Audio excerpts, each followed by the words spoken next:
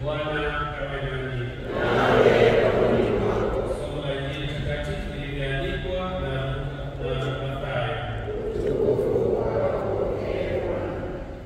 Wakati ule alipoyaona makundi ya watu, Yesu alipanda juu ya mlima, akaketi na wafuasi wake wakamjia. Naye akafungua kinywa chake akawafundisha akisema, heri walio maskini wa roho, maana ufalme wa mbinguni ni wao. Heri walio na huzuni, maana hao watatulizwa. Heri walio wapole, maana hao watairithi nchi. Heri walio na njaa na kiu ya uadilifu, maana hao watashibishwa.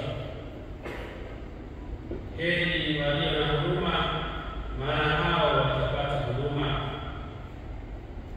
Heri walio na moyo safi, maana hao watamwona Mungu.